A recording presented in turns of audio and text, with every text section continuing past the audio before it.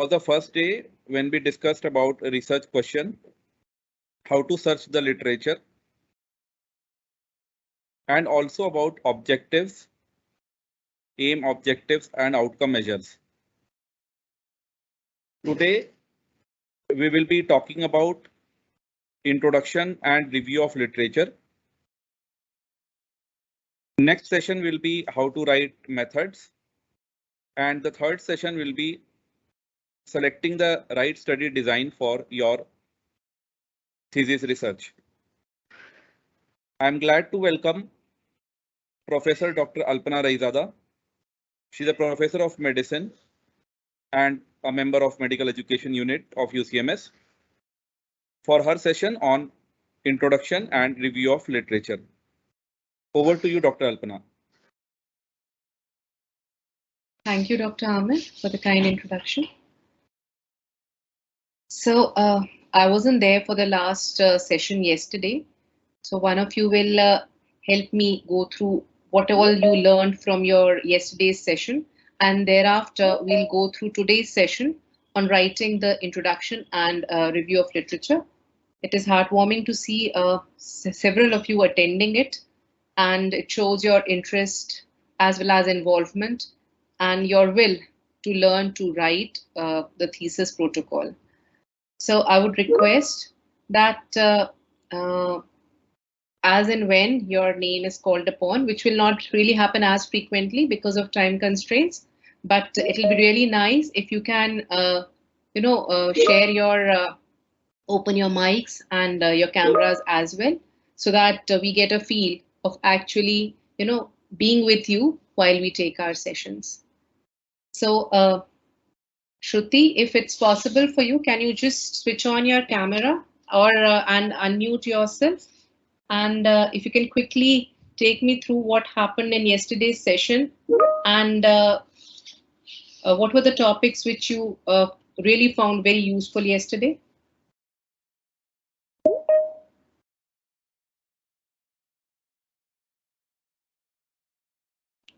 So please feel free to interact. It will be largely through the chat box, but it's possible, if it's possible for you to, unmute yourself and answer whenever asked to, it will be good.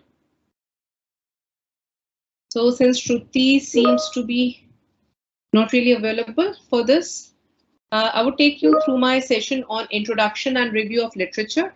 And Dr. Ahmed's opening statement was that we do not normally see two titles on a single slide.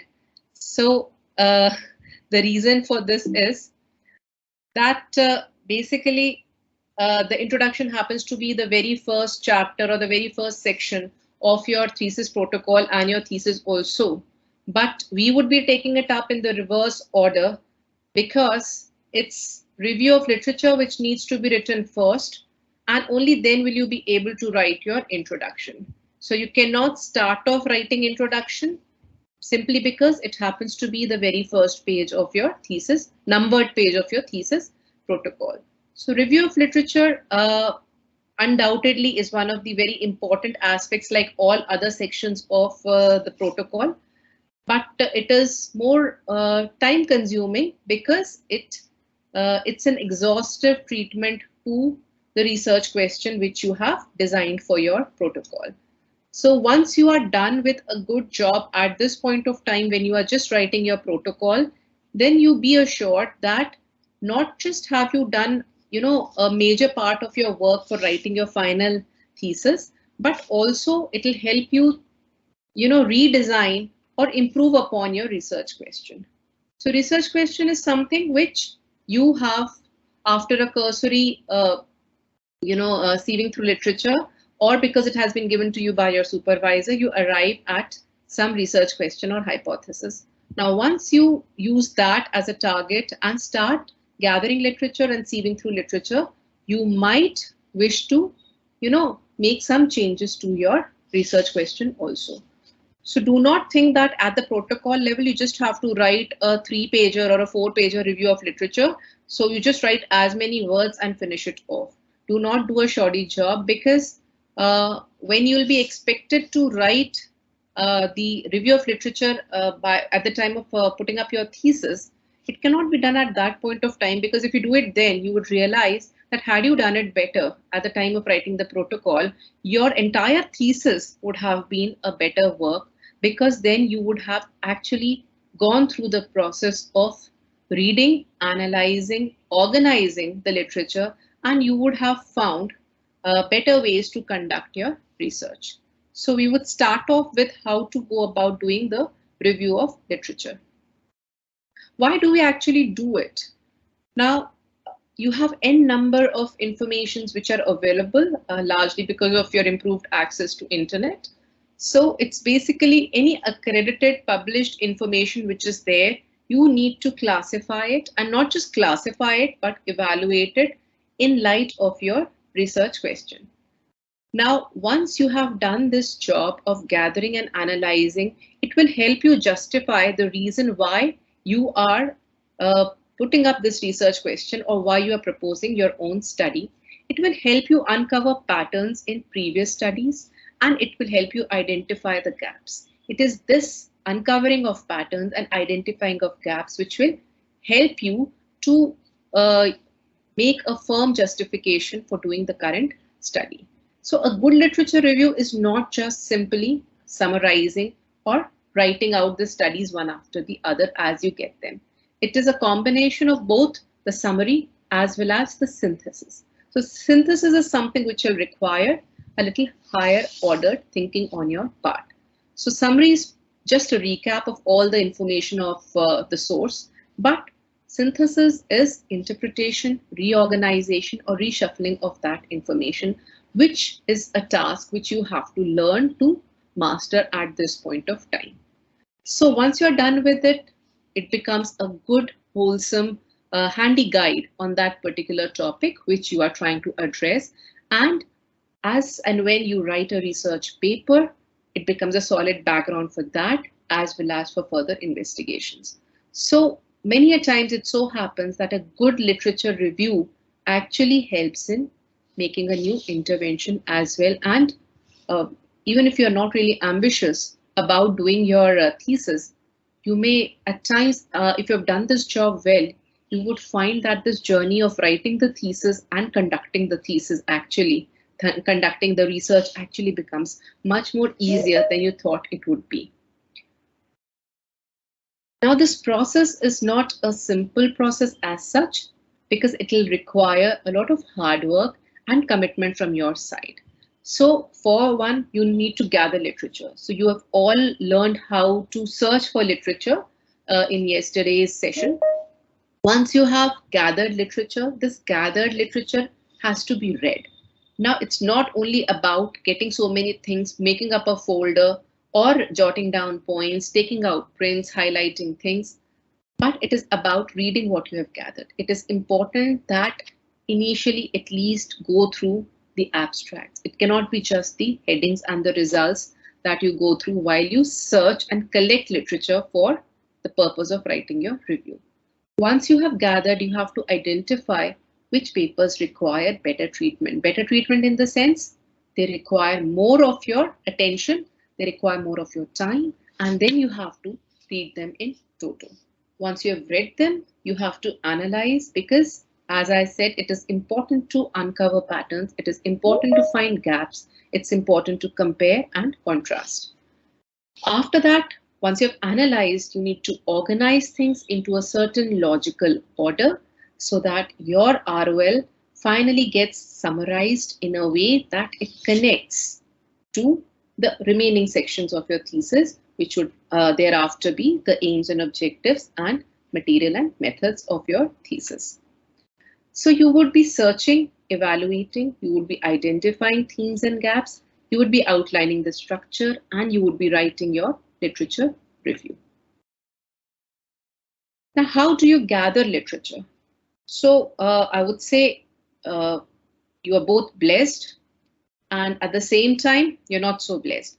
Because you're blessed because you have access to so much of information, so much of free access to articles. It's almost practically easy to sit through in your own rooms, in your hostels, at your home, and go through abundant relevant literature on your research question. And in a way, you are disadvantaged because the expectations are now high. Back in times, 20 years down the line, because we did not have easy access to so much of literature, so we were not expected to do too good a job out of writing a literature review as such, because we had limited access to things. But now this is not the case. So you would be expected to do a diligent search, diligent gathering of literature. So these are the various types of literature. What are you going to gather?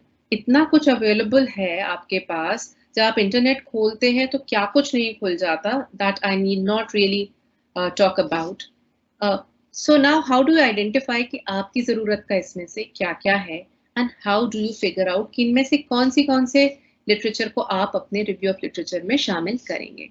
So it could be primary. Grossly, how do we classify literature, medical literature or scientific literature?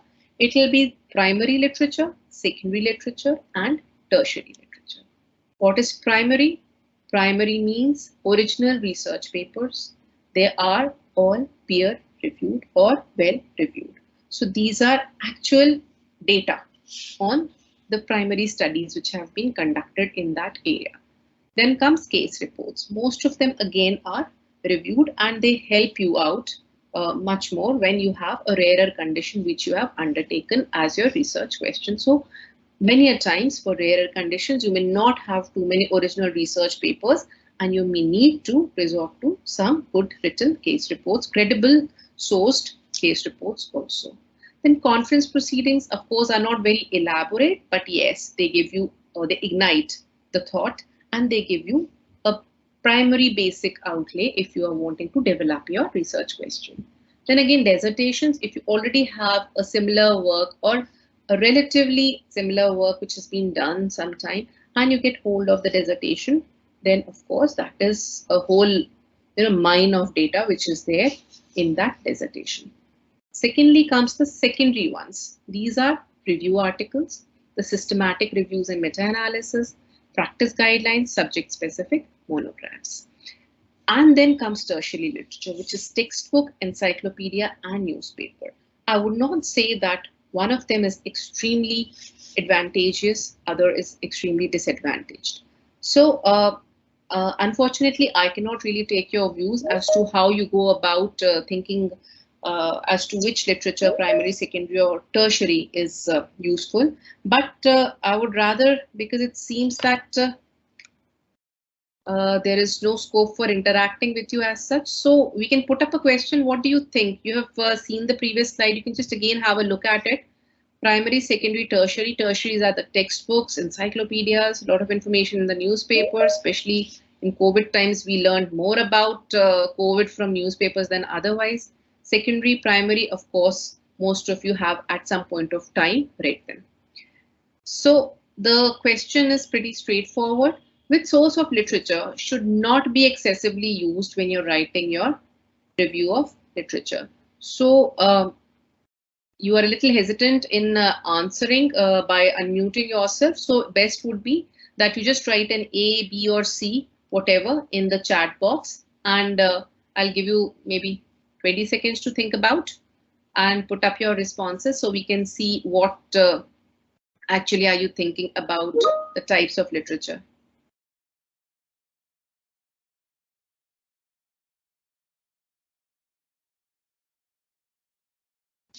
So I've started getting some answers in the chat box. Great. Very good. So there are some C's, there are some A's, yet to see a B. So the question was, which source of literature should not be excessively used? So by and large, oh yes, there is someone who thinks it's a B also, the secondary literature. So by and large, most of you feel that it is the tertiary source of literature which should not be excessively used. And yes, you're not wrong. The tertiary source of literature should not be excessively used. Secondary, of course, it's an easy means. So review articles, systematic review or meta-analysis, they are also written by experts in the fields. And what they do is they compile all the available studies by using their own filters, and thereafter they come out, and the practice guidelines also, and thereafter they come out with a credible source of information after analyzing all those studies. So it takes you less effort. So once you go through a review article or a systematic review, or you go through a practice guideline, so it helps you out in in understanding the topic better. So you can start off with that. There's no harm starting off with a secondary source, and there's no harm in actually even citing it. They also provide you a lot of good reference materials. So you can open up those cross references, and then you can jump onto the primary literature through them. So it is a good tactic to start off as soon as you are given a research question or you zero in on a topic. You can go through a review article on it first. It takes less effort to understand it because it has already been compared, contrasted, critiqued. And thereafter, from the cross references, you can go ahead to see through the primary literature which is there. Tertiary literature, of course, there is no practical disadvantage of using a textbook or quoting a textbook as such. It is ready material. So it is basically presenting information. It does not add to information. So of course, you can use it. All three forms of literature can be used and quoted, but it is better not to overuse the tertiary literature, because it already has a basis, either a primary or secondary literature attached to it as its basis. So you can straight away go and cite or quote the primary literature or the secondary literature. Now, how do you sort the literature? Before I tell you how to sort the literature, I want to just make a point that just get into the habit of writing simultaneously as you read. This is a good exercise, because we are all now attuned to writing less and working more directly onto our systems.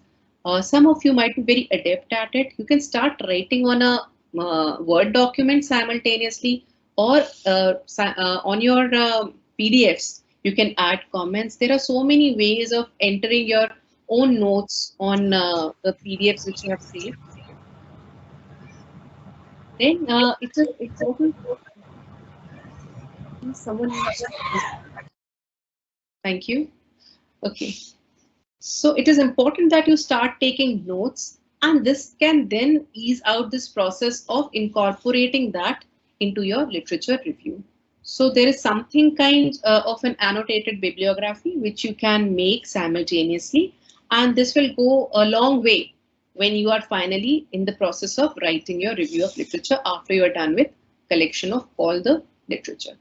So do not just take it as a good tip and try and use it. So you have to identify the most recent review article. Then using that most recent review article, you can identify the most important primary article. And then you can identify other studies which have been based on this primary work. Thereafter, once you are done with this process, you can see the patterns, which areas have been already covered, which areas have been left out. So the areas which have been left out would be the gaps, the lacuna, and this will help you either modify or be more to have more conviction about your research question. So everything has a structure, so does a literature review. It is all about, thesis is all about putting things into a structure, into an organized, logical format. So the structure of a literature review is again the introductory part, the body, and the conclusion. We do not give them separate headings into a review that this is my introduction, here comes the body. We do not put them as different subheadings, but yes, we need to actually sort our paragraphs in a way that they fall into these three categories. So the introduction is a shorter paragraph. Usually a single paragraph is more than enough, because though we are dealing with the writing of the ROL before we are doing the writing of the introduction, but once your entire protocol comes into one piece, then the introduction would figure out before the ROL figures out. So the introduction is usually a very small single paragraph. You just have a general statement, an opening statement about the area, the context on which your research question is based. you define certain terminologies, the key terms which have been used, and thereafter you just outline the research question. At max, you can add the lacuna which has led, the thought which has led you to, propose this research question. Thereafter, the body, which is the biggest part of your review of literature, and in the body of the ROL, you would summarize the literature, relevant literature. It cannot be any literature. Please do not get into the trap कि ROL तो मुझे बोला गया है thesis में finally ना 20 page का ROL लिखना है, मुझे तो कुछ खास मिल नहीं रहा है. So if suppose I am to write on the social stigmas faced by adolescent HIV suffering patients, then I cannot start with I am not finding enough literature on it. So what I start doing is कि मैं HIV कब पहली बार detect हुआ था, then I go ahead with describing the HIV virus, then I go ahead with putting the entire chronology, what happened in which year, then when the drugs, the antiretroviral drugs are also explained. So do not get into that trap. It has to be relevant literature. Why I have put the word tabulate in bold, that I will tell you in a minute from now. Then articles pertaining to a concept. Ideally, what we do is we can do it chronologically or we can do things conceptually. Chronologically arranging your literature means as they have been published or as they have appeared in literature. But it is better that you stick to the conceptually done things. So conceptually means under one heading. So it could be, you have to first identify which headings do you want to write your ROL under, and then you group your studies according to those concepts or themes or subheadings. Then read, analyze, and rewrite. That's important. Once you are sorted out your literature, read through it. After reading through it, analyze it and write it in your own words. This is extremely important. Otherwise, what you land up with is that you would be copy pasting the abstract or the results verbatim, which is not just unethical, but it will also disrupt the flow as well as the logic behind writing an ROL, which happens to be connecting things. So avoid detailed comments over here. Critique is essential, but you cannot add detailed critique at this point of time. Then if you have experimental research, you have to have the tool or the method. कोई questionnaire use करा है आपने कोई और technique use करी है, कोई PCR use करा है, ELISA use करा है, कुछ और करा है, तो उसको भी आपने review करना है. You have to tell what are the other ways and why you have adopted this particular technique or tool. Then conclusion again would be just a single paragraph. Summarize the reason why you want to address this research question, a very brief on the methodology which you are using, and then a line which connects you to the next section, to the aims and objectives as well as to the methodology section. So this would be by and large the structure of your ROL. Now we would come to organizing. Why I said the tabulation is in bold. You can try and use this tabular forms of putting up your sorted literature. So if it's a drug trial, you can use one of these formats where the trial name, drugs and regimens which have been compared, the patient population, and the results in brief, the main result pertaining to their primary objective that can be put up. So you can organize your literature review and you can actually have a good table in your ROL as and when you finally get it for print at the time of your protocol and as well as in the time of your thesis also. Otherwise, this is also another way, in a general way, and if you already have this ready-made table with you, as you go through reading articles pertaining to your research question, you can put them into certain sections. This will help you in deciding how to put them under different subheadings and would help you a lot when you are writing your discussion also, because you will be able to identify their outcomes and your outcomes, and it becomes much easier to compare and contrast while writing discussion. So it's extremely important. I would reiterate, when you're writing an ROL, bear it in mind, a good ROL is going to lead to a good research question. a robust study, and a good discussion also. Now, I want a volunteer. So will someone be volunteering, or should I ask someone?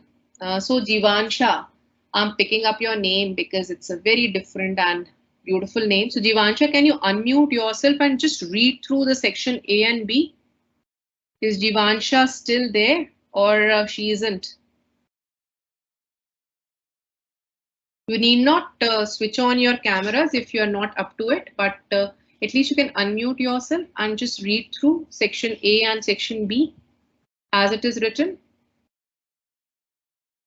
Any other volunteer? Ankita, Aditi? I can just see certain. So Debra, very good. Devadrita Basak has volunteered, and I'm happy there is a volunteer with us. So please go ahead and unmute yourself and read section A and B, and then just provide me your input. What difference do you find between A and B, and which one should you be trying to write in your? So please, Debavrita. Okay, A says X 2003 studied the beneficial effects of DASH diet for 7 years in hypertensives and found a 25% reduction in the risk of myocardial infarction. Y conducted in 2006 studied protective effects of the DASH diet in hypertensives at risk of development of myocardial infarction. After 2 years of this controlled study, they found no difference in the occurrence of myocardial infarction in the test and control groups. B says, two earlier studies have evaluated the effect of DASH diet in hypertensive individuals at risk of developing myocardial infarction. X found a 25% reduction in the occurrence of new cases of coronary artery disease in the study group compared to the control group after studying the cohorts for 7 years. In contrast, Y studied similar groups at risk for 2 years with similar intervention but failed to detect any risk reduction in this cohort. The difference in follow-up of the cohorts, 10 years versus 2 respectively, may explain the difference in the two results. So what is your opinion, Debavrita? Do you wish to read it again, or do you wish to have another 30 seconds to ponder why almost two similar appearing data have been put up in two different forms in A and B? Ma'am, in B, I think it is a more relevant thing, and I think we should stick to B because it gives a very clear contrast, especially the last where it summarizes that the follow-up of the cohorts has been done for 10 and 2 years respectively. The difference in the results have been explained well. So according to me, I think, go with B. That is my point is. Exactly. Thank you so much. May I know which department you belong to? Ma'am, I'm from biochemistry. Okay, thank you. Great to know you.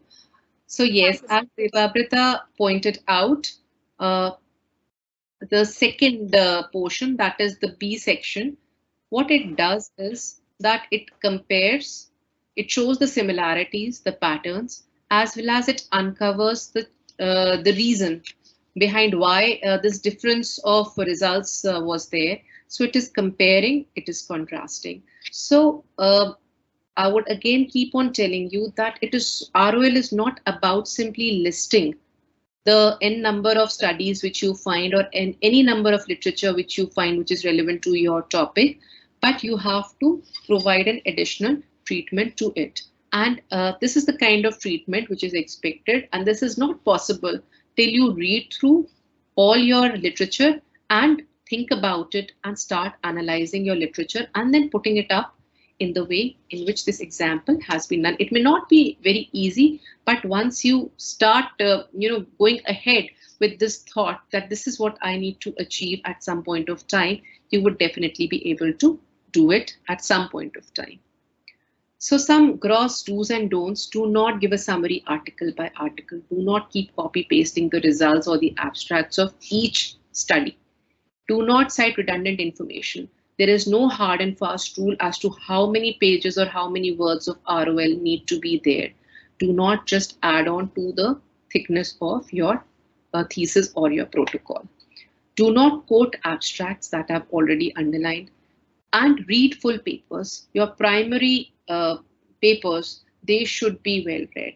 And there is no way that you can start your, attempting your research before you have gone through those articles well.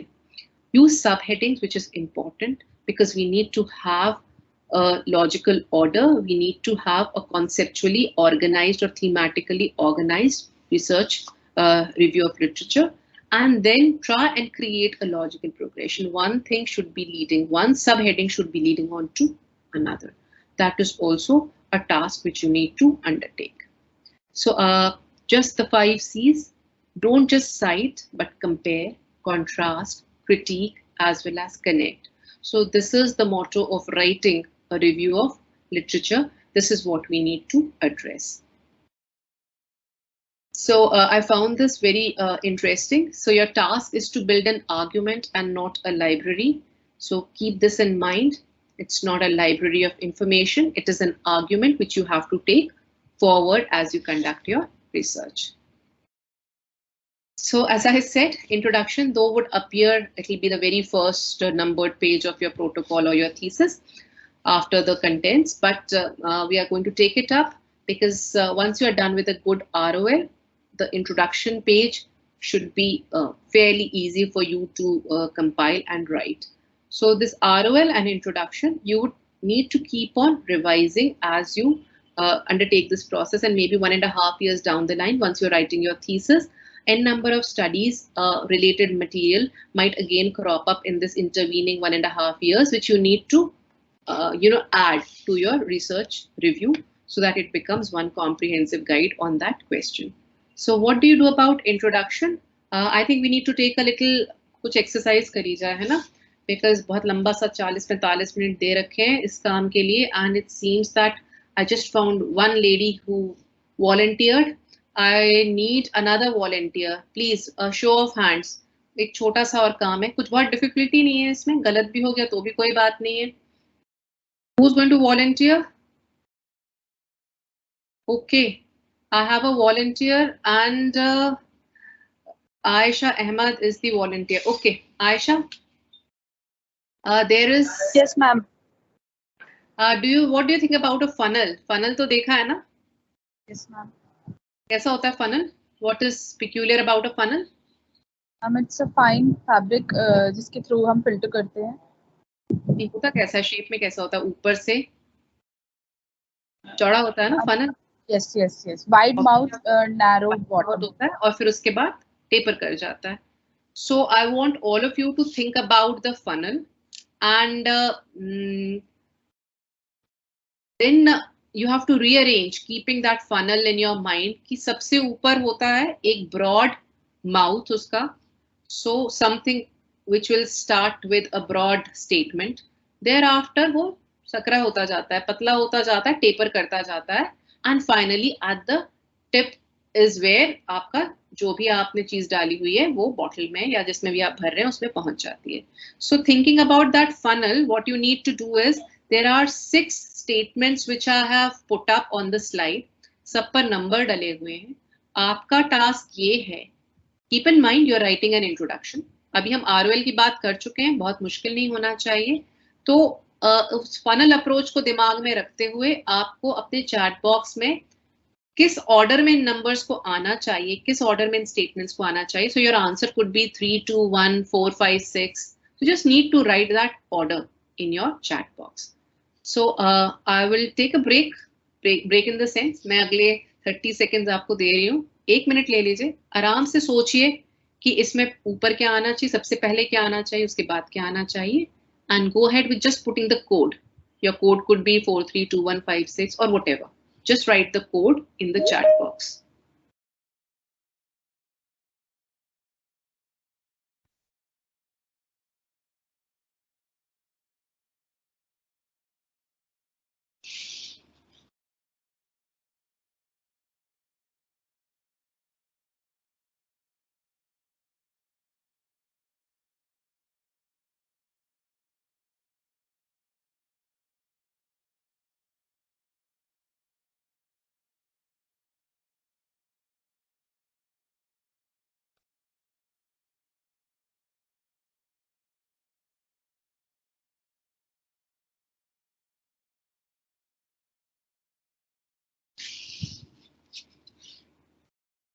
All of you should be attempting this.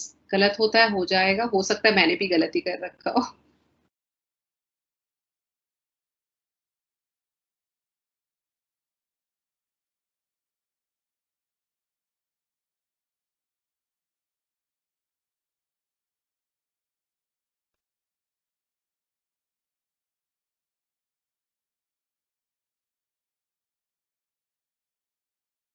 You have another 30 seconds, after which we'll go ahead. I'm yet to see. बहुत ज़्यादा सोच विचार चल रहा है. किस order में डालें?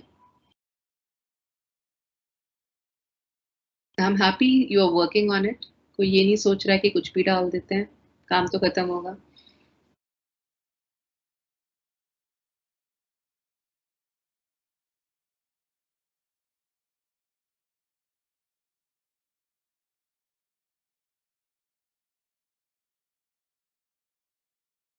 So now please start putting up your order of numbers as you think is right. So again, the lady enthusiastic Debadrita, she has come up with an answer. Okay. Please come on. If you're actually listening to this presentation and if you want to attempt doing something better after doing this protocol writing workshop, come up with answers. So Sangya Chaudhary, Subhajit Ray, happy. Many more people are now attempting. Come on, boys. Okay, so 2 girls, 2 boys. Very good. So and up till now, I'll not be really able to analyze all the answers, but please keep sending them as I go through the next slide, and keep sending your this arrangements till the time I show you what the answer happens to be. So you can take clue from the next slide. Now, an introduction again, I had taken it in the reverse order, but I would say well begun is half done. So try and do it good. It's the very first page of your protocol. The opening statement should set the tone. It should be important enough to convince the reader that this research question is actually important. So you have to provide that stage with focus, purpose, and direction. So multiple more options are turning up in the chat box, and I'm very happy that you are trying to at least show your involvement in this presentation. So this is the funnel approach. It starts with a broad statement. जब आपको अभी अगली बार मैं next slide में दिखाऊंगी जो answers थे actually, तो इन सभी चीजों को एक बार रिकैपिचुलेट करिएगा. It starts with a broad statement to set the context. Then it states what is known. पहले से क्या पता है. बहुत important relevant research quote करना है which describes the research to date. बहुत ज्यादा जगह नहीं है हमारे पास, 1 से 2 पेज max to max लिखे जाएंगे. Identify the problem. क्या है उसमें, क्या limitations थे पुरानी स्टडीज के, बहुत सारा नहीं लिख सकते, इसलिए सिर्फ बहुत रिप्रेजेंटेटिव लिटरेचर इसमें यूज करना है. क्या क्लैरिफिकेशंस चाहिए, वो आपको लैक्यूना क्या थे वो आपको आइडेंटिफाई करने हैं. And then you have to tell how your study arrived और will arrive in addressing that problem. And then finally you state, end of it you state your research question. So this will provide the connect to your review of literature. So the correct order was 3, 2, 1, 4, 6, 5. So we begin with a broad topic था कि हमने उसका opening statement दिया कि most affected बच्चे हैं आजकल epidemic से. Then जो भी published literature आज तक था हमारे पास वो that reveals that they have certain challenges. उन challenges में हमने देखा कि HRQOL majority of the developed countries have been taking care of it. Now HRQOL is yet to be accepted as an outcome measure in resource limited settings. हमने ये बता दिया waste में या डेवलप्ड कंट्रीज में हो रहा है, हमारे जैसे रिसोर्स लिमिटेड सेटिंग्स में नहीं हम उस पर ध्यान दे रहे हैं, और जिनमें दे भी रहे हैं उनमें हम सिर्फ ट्रीटेड बच्चों को देख रहे हैं. हम ये नहीं देख रहे हैं कि जो अनट्रीटेड रह जाते हैं उनका क्वालिटी ऑफ लाइफ कैसा है.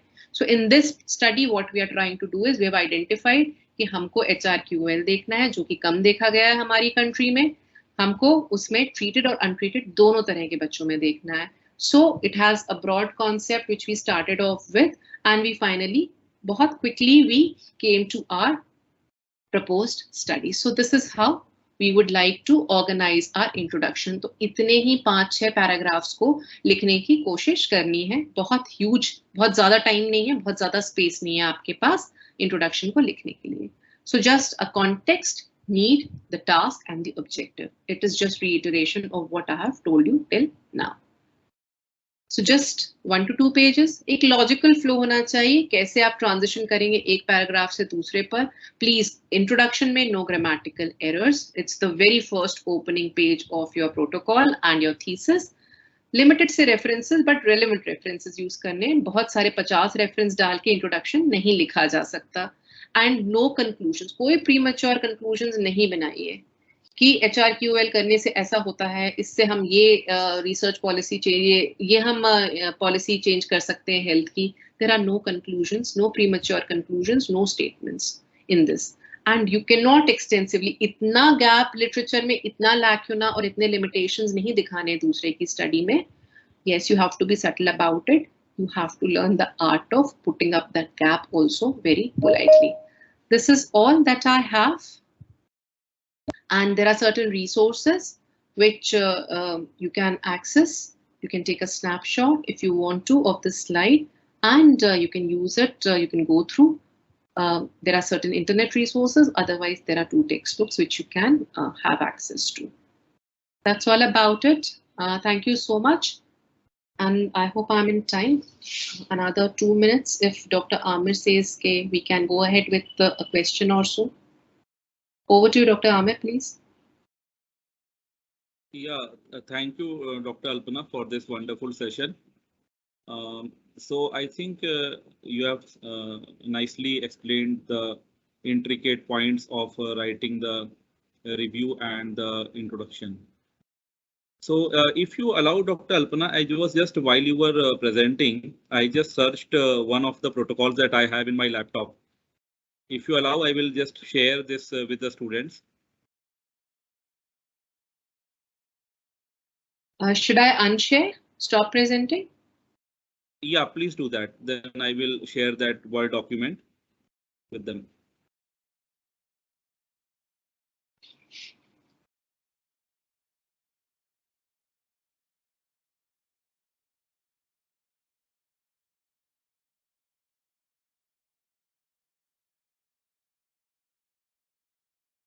Okay, so Dr. Alpana, is the document visible?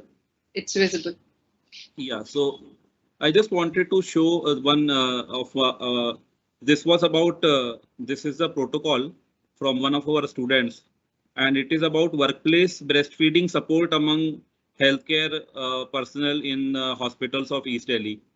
So it's about breastfeeding workplace support. So I'll just show them the review of literature, what you have told.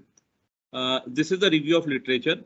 So if you see all the postgraduate students, if you can see here, the first part is like what is the magnitude of breastfeeding, what is the status of breastfeeding in India, and we have mentioned the studies, what are there and what they have mentioned.